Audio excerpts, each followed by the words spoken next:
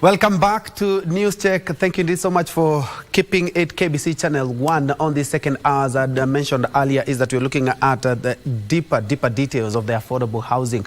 Where are we? The housing agenda is one of the president's key development agenda, and he mentioned this even not only in his campaign trail and also in his manifesto, but he has actualized that via affordable housing, which has been challenged in court. Well, the affordable housing project has met a number of speed bumps, and as we speak, the High Court and the Court of Appeal did mention that it's illegal and targets a section of the population, and the head of state says this project is already a train that has left the station and it's here to stay, and he is actualizing the framework itself. The public participation is currently underway, and we have seen a number of members of parliament drum up some support for that. Yesterday we had the Finance Committee meeting a section of Kenyans in regards to the same a number of Kenyans did raise a number of issues which we are going to be looking at, including people with disabilities, and to try and put this thing, the housing agenda, into perspective. We are joined by Engineer Crispus Wadimba, who is a principal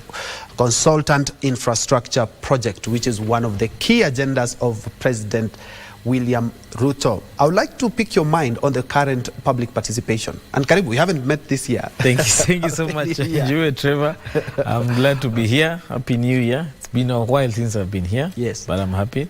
And it's good that the country has matured in terms of the discourse we have. We are not discussing too much politics. Now we are discussing the agenda of the Kenya Kwanza government, interrogating, challenging it, and understanding what it is all about. So it's really exciting that we are putting politics aside and focusing on development. My take with the housing issue is that it's a good idea. In other jurisdictions, they have focused on providing decent housing for the people. We have majority of Kenyans who don't have decent housing. Kibera, Korogocho, there are many slums across the country. Bondeni, where I come from in Nakuru, there are many challenges as far as housing is concerned. But also we have an opportunity as a country. Many of us don't live in the urban areas, but we are also looking forward to the future where majority of the young people we have today may not live in the rural areas, we live in the urban areas. And therefore the government is planning on how to prepare to receive those urbanites as they come to the urban areas. Now, the challenge we have as a country, we don't have enough resources. So the problem we have here is not about solving the need, is how to solve that need. Where do we get the finances to solve that need? And a few of Kenyans are being made to pay for the majority. So that is the whole hula baloo that is around here. Who is paying for what? Who is paying for who? So to be very fair is that the employed, the formally employed are being obligated to pay for housing for those in the informal or vulnerable areas. But as you have said, it's supposed to be affordable housing. But if you look at the proposals that are out there right now in terms of how to acquire these houses, you find the house is 3.6 million shillings. And you're being told to pay 10%. So that is around 360,000.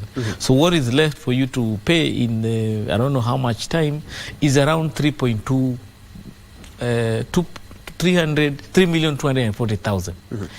If you divide that by what we have been told as rent to pay, most Kenyans are being told to pay 3,000 shillings, 5,000 shillings. So if you are to pay 3,000 shillings, you would have to pay for 1,000 months to pay 3 million shillings, isn't it? Yes. Because 3,000 times 1,000, you get 3 million. It's a good thing. I wanted to ask, is it practical? Is it not? It's not practical. What they are saying is that you will pay 15 years. In 15 years, the maximum you can pay if you're paying 3,000 shillings is probably 450,000. I mean 540,000.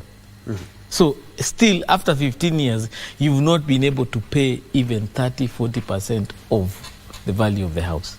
So we need a clarity. Is it the gray area that a lot of Kenyans are also concerned? Because even if you tell me to maybe 5,000 per month, it still doesn't make 15, even 20 years. It does not make, because if I was to pay 3 million shillings in 15 years, you do the mathematics. I need to contribute more than 30,000 every month to be able to pay. That's not affordable. That's not affordable. And that's not affordable. Number two, you've already told that person to look for 360,000 at the beginning of that project, before even occupying that space. And these are Kenyans who we are saying we are giving them 500 shillings on Hustler Fund to start a small business. So how will they raise disposable income of 1,000 shillings a day to pay a mortgage of 30,000 a month, if that is the reality? It's a good thing, because yesterday during the public participation by the Finance Committee, yes, two questions were quite striking. One is the deposit. Somebody said, I'm from Kibera, I only have 2 meals every day, because if I have a third meal, that disarranges all my budget. Yes. I live in a house that I pay 1,000 shillings. Even if you tell me I'll be paying 1,500 per month, I still cannot afford this. Yes. How do we make this house really affordable?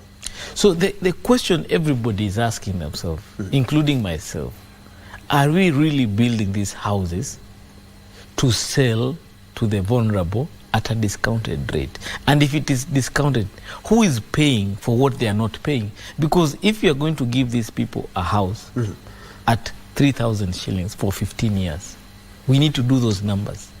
In a year, that person is supposed to pay 36,000 shillings. So in 10 years, that person is supposed to pay 360,000.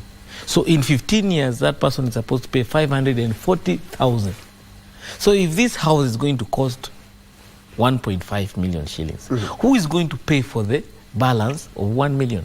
If this house is going to cost 3.6 million, who is going to pay the balance of 3 million? So is the government going to pay?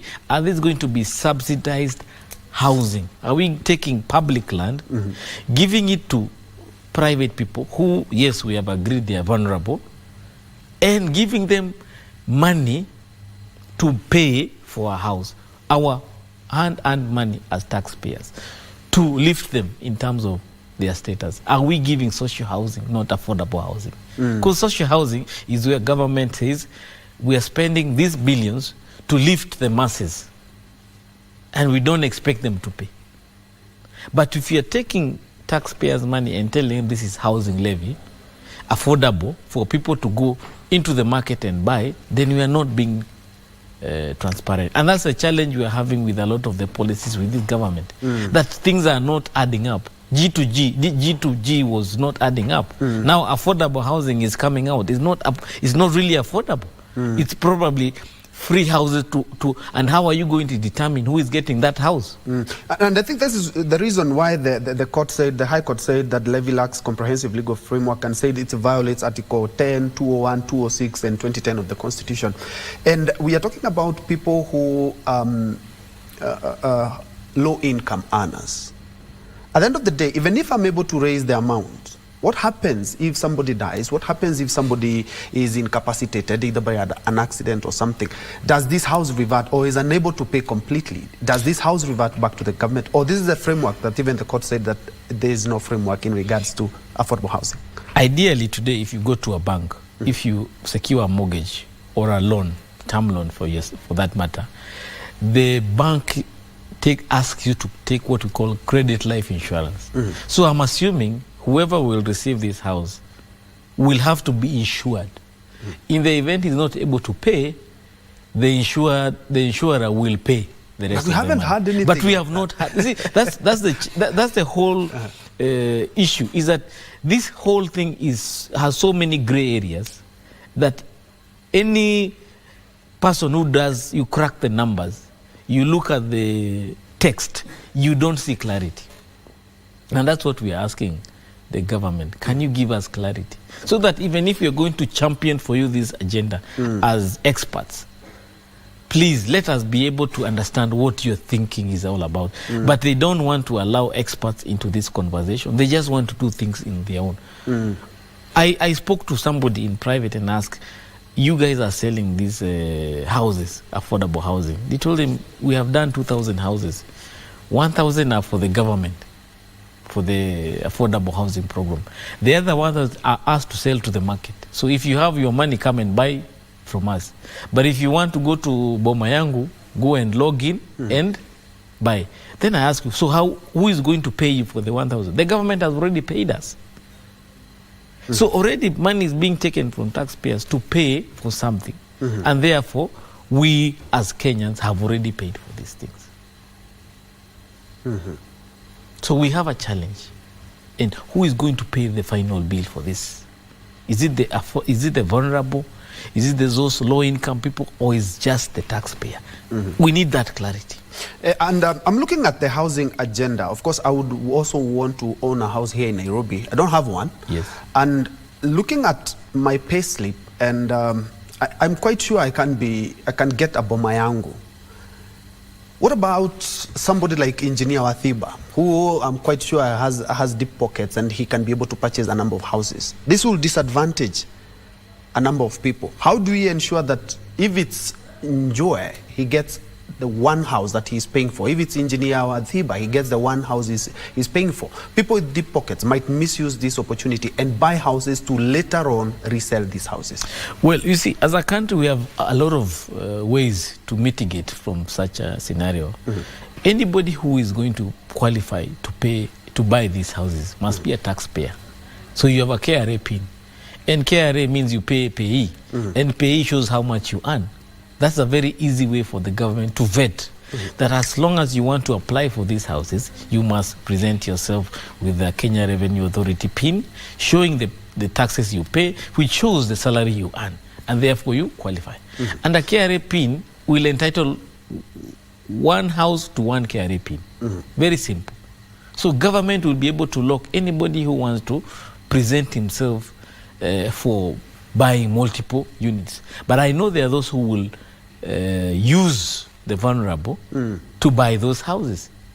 I can come with 10 vulnerable people, present themselves as buyers, but behind the scenes, I'm the one who is buying these houses. So we need to be able to have robust mechanisms to mitigate from this system being abused. We have seen, for example, when they were giving fertilizers recently, somebody was able to get fertilizers worth 30 million shillings and sell in the market, despite saying that we have a mechanism to make sure that it is farmer with the amount that is required to have. This man did not even have a piece of land, but he was able to acquire 30 million worth of fertilizer. Actually, that is where I was going. Yes. Where somebody may choose proxies or might use relatives to have a number of houses, and especially those people with lots and lots of money. But before we answer that, let's first of all cross over. We have Grain Faith Africa, which is launching its regional office right here in the capital, Nairobi. They are multi-faith-based organization steering climate justice and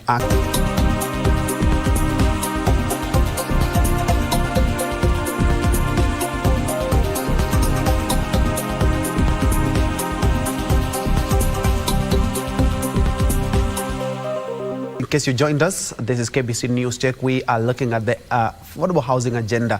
We are at the public participation stage, and we are also keeping tabs with the real action itself, the cost itself, and the workmanship as well. We have Engineer Crispus Wathiba. Thank you so much for joining us again. And before we went we crossed over to Reverend Fletcher there giving his sermon in regards to climate change. Persons with disabilities yesterday had an opportunity to air their views, their concerns in regards to the agenda. And one of the questions that came up in regards to the affordable agenda, are these houses persons with disability friendly? Because I visited one project, it was work in progress. I didn't see the ramps, I didn't see the lifts. This is something that the persons with disability, if the court, they mentioned that there was violation of and also discrimination. They might raise issues in regards to how these houses are built, because a person with a disability has a house in the 20th floor, you don't have lifts, you don't have a ramp. That would bring issues. Now, you see, those issues that are coming up right now are what definitely the courts of Kenya are trying to mitigate not become a very big issue in future. Where, for example, a building has been done and people with disability go to court and say this building cannot be opened because it is discriminatory in the way that it was constructed. Despite billions being spent in the construction, it becomes a stalled project. We have seen many projects where they are ready to be used, but they cannot be used because of a court order and their justifications in terms of in as far as why that order is in place. So it is important that the government allows the process of public participation and inclusive participation to be carried out in whatever it does. We know very well this issue of housing levy was a bit rushed. There were issues that needed to be addressed that were not addressed, that are now coming out. Even with this very short public participation process of 2 weeks, serious issues of grave importance are being raised, for example, by the PWDs in terms of the cost, in terms of accessibility, in terms of the infrastructure, the way it is being done. We have seen professionals saying we are not being involved in this project. So there are many areas that needed to be addressed. But it seems, yes, this was one of the president's very important agendas to deliver. He feels that there are people there who are trying to sabotage him in delivering that, and is saying, look, I was given powers to deliver and I must deliver. But you are given powers to deliver, but you also are given powers to reach out to the people and work with them. So I think it's how you use those powers that matters the most. In this case, he has this justification as to why he wants housing to be done for the hustler nation, because those are the people who put him in power. But even them, they're having concerns because the final product does not seem to be achievable to them. Majority of them may not be able to achieve ownership as much as he says, this is what I want to build for you guys to own. The pricing he's giving is not achievable to them. The payment terms are not achievable to them. The conditions to participate in the acquisition of those houses are not easy for them to reach. It is still a preserve of a few. And even the numbers that are being constructed cannot meet the needs of the entire hustler nation. The hustler nation is very big. We are a country where poverty levels are over 70% of the country. So we are talking about over 30 million Kenyans in poverty. You understand? Yeah. If you are doing 250,000 houses, we still have another 750,000 households who will still be left out. So what are we talking about them? So there are many issues that we need to address as a country. Talking of benefits, the head of state has mentioned that as we speak, over 120,000 youths have been able to secure some employment, some levels of employment at the affordable housing. And that's in 6 months. A lot of people are not seeing this, especially the FKE, that's the Federation of Kenya Employers. They are poking holes on the agenda itself, saying that the high costs and the mystery surrounding the affordable housing agenda will water down the 120,000 jobs and still counting. You know, I'm in construction industry. And if you compare the jobs created in the construction industry compared to the jobs in the manufacturing, in the agriculture industry, tourism, those jobs, in terms of sustainability, the jobs in the construction industry are time framed. Meaning, if this project is finished in 6 months, in 1 year, that job is gone. But if you look at manufacturing, those jobs, if I create a job in the manufacturing industry, that job can be there for the next 10, 20 years because it's producing consumer goods. But once you do a project, you're done with it. That's the same way you go. They come open up a road in a certain area. Young people will get jobs for that day. Tenderpreneurs will make money. But they'll talk about those tenders 10 years later, how they made money. But they are not sustainable jobs. Okay? So this is one area that, yes, he will use now to create short-term opportunities for the young people. But we also need to have long-term opportunities. Jobs that can be there for 10, 20 years. If I get into this industry, will I be there for 10, 20 years? You understand?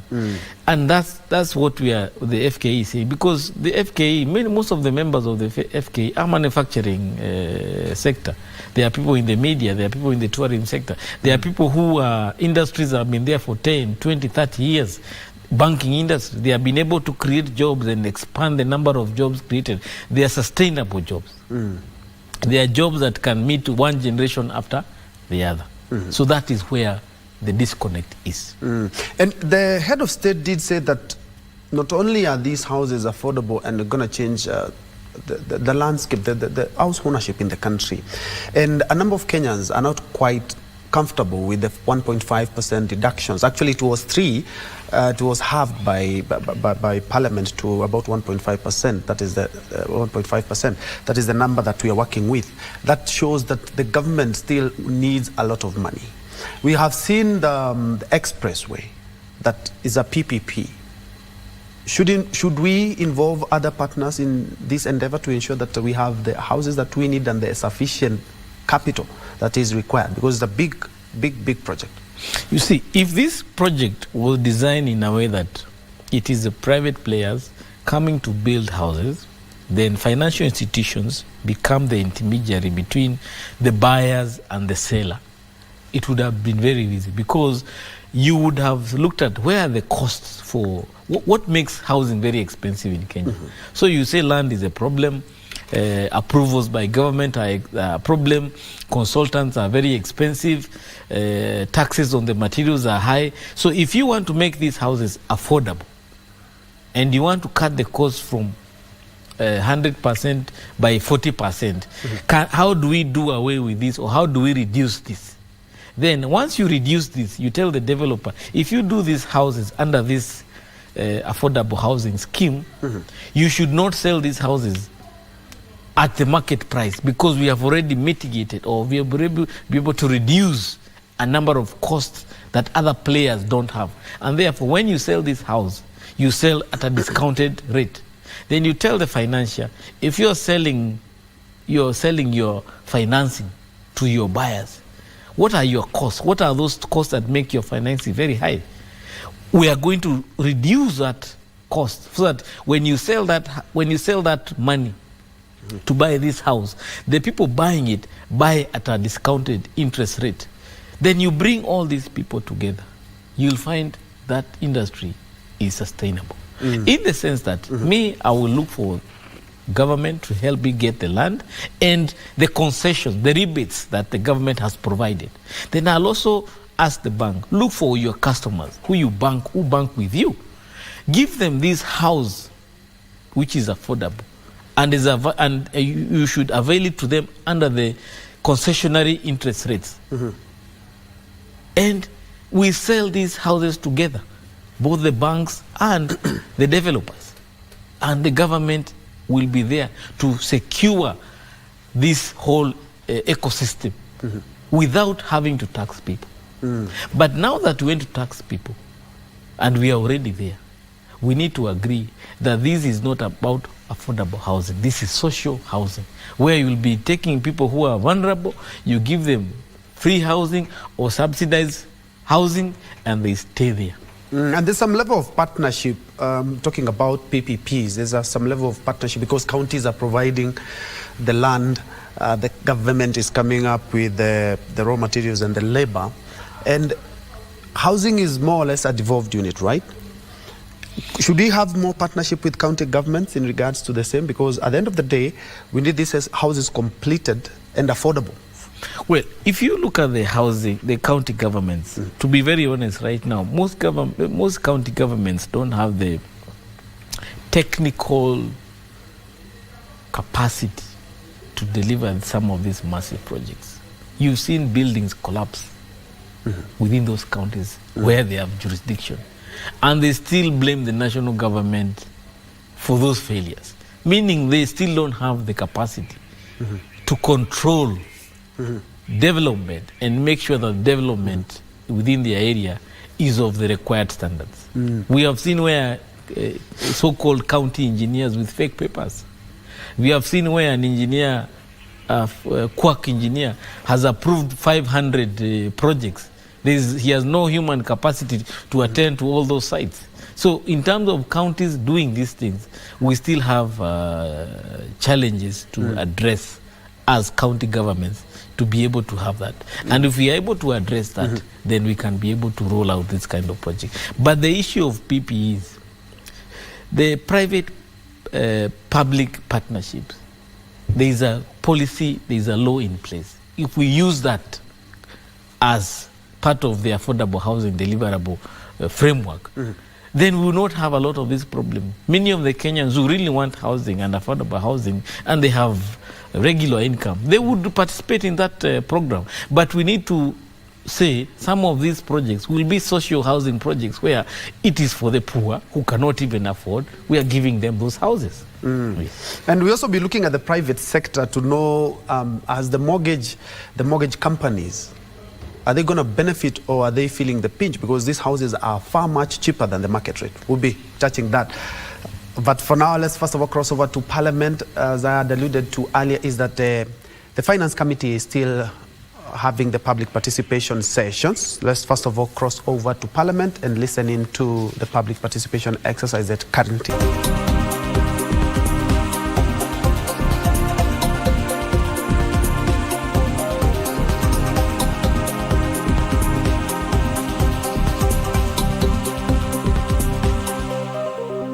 At Parliament, the committee is engaging stakeholders in the field now. I've had a very valid question there, and perhaps, Engineer, we can talk about it.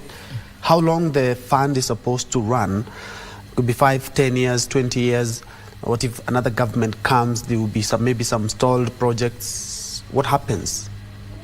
By the way it is designed today, as an affordable housing program,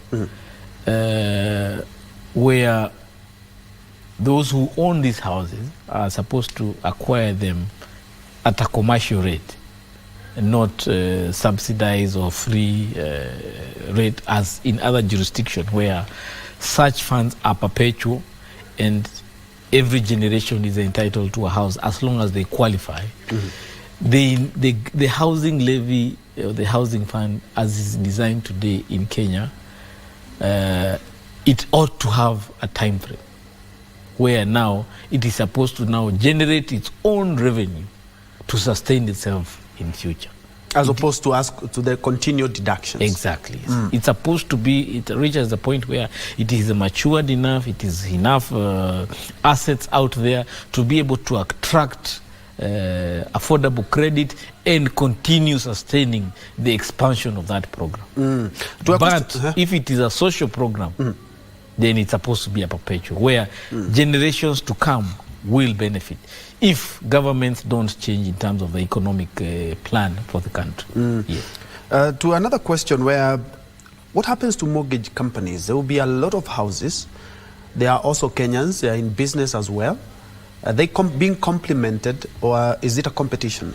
You know, right now in Kenya we have the Kenya Mortgage Refinance Corporation. It's a government and the banking and the banking sector partnership with also the IFC that came together to put money that is cheap to help Kenyans who want to acquire low-cost housing get low-cost credit from that institution.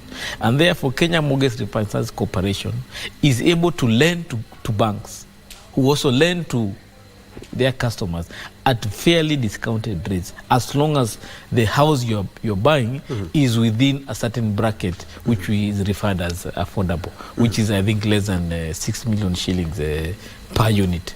And that facility is available. And the facility is also available to banks. So banks will not be run out of business. All banks they require to do is be able to participate in this program through the Kenya Mortgage Refinance Corporation and be able to sell. So, and even developers are also working with the Kenya Mortgage Refinance Corporation to build houses and sell through these facilities. So there are programs. The challenge we have is that the private players who are not enjoying the benefits of affordable housing, the biggest advantage affordable housing has is that they have access to some of the best public land anywhere in the country. So they are able to deliver a very nice project within the proximity of an urban area with the public utilities available to them at a much cheaper price. So if you are able to also give the same benefit to other private players, why would they not do that? If I can have my 10 acres available to me in a prime location, why would I not deliver an affordable, decent house for Kenyans to buy through the available commercial channels? Looking at the Social Health Insurance Fund, one of the speed bumps that it met is that a number of sector players say they had not been involved. A good example is the Kenya Medical Practitioners and Dentists Union said that in regards to this, we should have been involved. The government has its own engineers through the Ministry of Housing.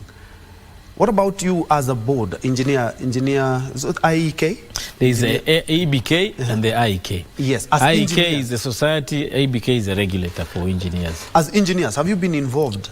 Definitely we've been involved, because any engineer who is handling a project within this program must be a registered engineer, must be a member of the society. So that is the involvement we have. But what is concerning the other engineers who are practicing privately, they don't have the ability to participate as consultant in these projects. Most of these projects are being run by government or public sector engineers. So the private sector is not heavily involved. But as the program expands, I believe that will be an opportunity for many engineers, architects and QSs to participate. Let's look at the infrastructure now. Looking at the housing themselves, the project itself is supposed to be in each and every constituency in the country, and we have seen some of the infrastructure set up in some of the countries is really wanting. How do we improve this infrastructure? And we're still constructing the houses fast before improving the infrastructure fast. Well, as a country, we have had a serious challenge where public utilities, for example, roads, water, electricity, come after housing. We have seen in many areas, you go to Syokimau, you go to Kitengela, it's housing that comes first. Then now the government in that area remembers we need to do a road. You understand? Yeah. So even right now, in some of these areas where the constituencies are doing the 200 units, you find they are using, as I said, public land, which definitely is accessible.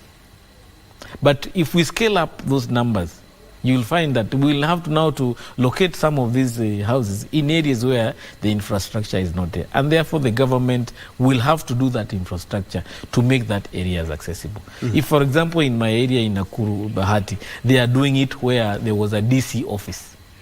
And definitely at DC office, you'll find all the infrastructure is already in place. So that challenge is already mitigated by the fact that the government has some of the land which already has access to some of the infrastructure. Yes. And the raw materials, the government said it's going to be subsidizing a lot of the building materials. And I have a construction for the last 2 years that is still almost halfway now. I remember the first time I was buying cement at about 500 shillings, 550. That is in January of 2022. Yes. As we speak right now, the same bag of cement is going for close to 900 shillings. And this, as we say, because this looks like an indefinite project. It's not going to end in the next 2, 3, 4, 5 years. A lot of raw materials are going to be changing in prices. How do we ensure, or how can the government ensure that at the end of the day, the houses remain affordable? Because the more these costs go high, the more the houses cost. So to make these houses affordable, government must lose. And it must lose in this way. It must lose in terms of taxes. For you to build your house, you must go to the county for approvals. That's money you pay. You must, if you buy that land, you must pay stamp duty for it. And the CGT has to be paid by the person selling that land to you. Then when it comes to building that house, you must bring in consultants who must pay taxes. Then if you do the groundbreaking, you must go into the market and buy materials which are heavily taxed. So to make these houses really affordable, Government must start finding ways where if a house is being done under the affordable housing program, there are tax rebates to each and every person participating. So the consultant will say, I consulted in this project, therefore I'm entitled to a tax relief. So I'll be able to transfer that benefit to the end consumer of the house. If I supply materials in this project, then I'm entitled to a tax relief for all the materials that I supply on that project.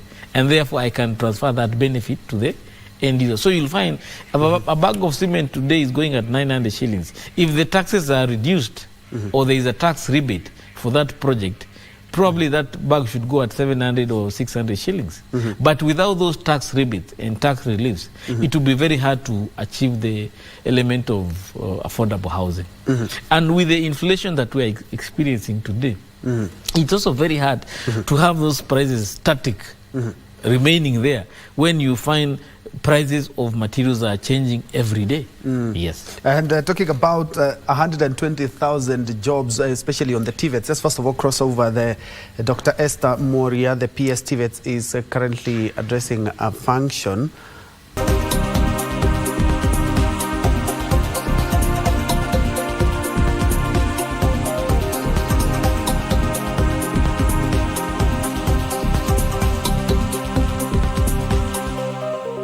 Because of the interest of time, but we have our reporter on the ground to keep us updated on that and much more in our subsequent bulletin. Just in case you joined us, we're just wrapping up on matters affordable housing with the experts themselves, and we have engineer Crispus Wadiba to try and put some of these things into perspective. Remember, the public participation is currently underway, and even as we speak, the Finance Committee is currently having those sessions at Parliament. We'll be bringing you more in regards to this. Maybe what the PS TVETs is has mentioned in regards to how now TVETs, we have so many TVETs, they are doing digitization. I remember speaking to her yesterday, they are doing digitization, they're expanding the sector, because affordable housing, if we have 120,000 youths who did not have jobs, and most of them have been drawn from the TVETs, how do we ensure that we keep the TVETs even more attractive?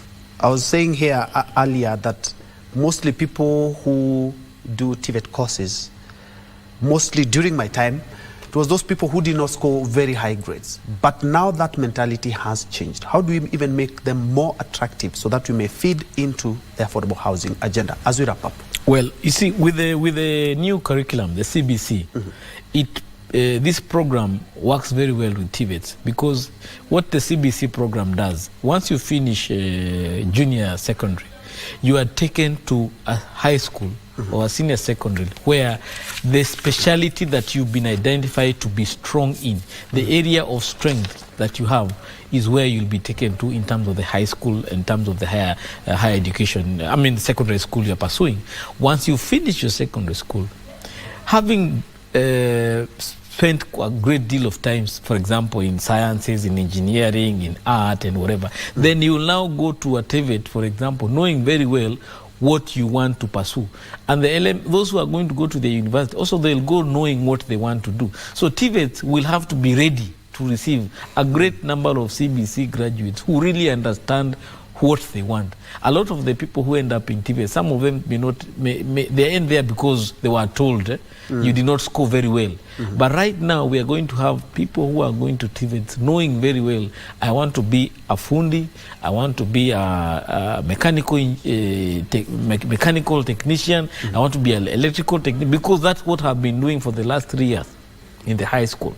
So the TVETs will play a very vital position in terms of consuming and preparing these people into the next stage of their careers. Allow me to give you 1 minute for your closing statement in regards to the whole affordable housing program, from wherever anybody is watching from, and also from wherever everyone. There's some people who are being deducted, they are not comfortable with it. There are some people who are being deducted the amount and they are comfortable with, and there are Kenyans who genuinely require these houses. Well, the truth of the matter, in my opinion, is that this housing program is a good housing program.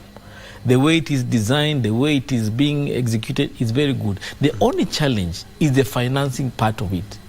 We need to have a proper conversation on who is financing what and for who. If it is all of us financing for the poor, let it be said as so. But let us not cover up things as if we are financing for the poor, but the end beneficiary are people like me and you, masquerading as poor. So we need to have this conversation. We need to exhaust this conversation so that at the end of this process, all of us fully understand that even if I'm paying my taxes for this housing program, it is for the poor. We still pay taxes for education. We pay taxes for roads. We pay taxes for water. We pay taxes for health. We don't complain. Even when we don't consume some of those services. Many of us pay taxes for education, but our children go to private schools. We don't complain. We know at the end of the day, education for this whole country benefits all of us, because even if I'm in the private sector, I still need those young children from public schools to come and work for me to grow my business. So I also need these poor people from poor households to come from decent homes to come and work for me. So I don't mind paying for them. All right, Engineer Crispus Thimba, thank you, who is a Principal Consultant Infrastructure Project and also a Leadership and Governance Expert there. We were looking at the in-depth of the affordable housing, not all from the public participation that is currently underway, but on the ground. They said things are different, but the government is working hand in hand with Kenyans to actualize the housing agenda and looking at the loopholes that the High Court and the Court of Appeal had pointed out. Thank you so much for joining us. My name is Bentro Njue.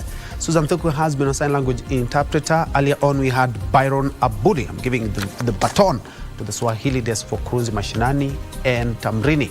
Gladys Mungai is in studio.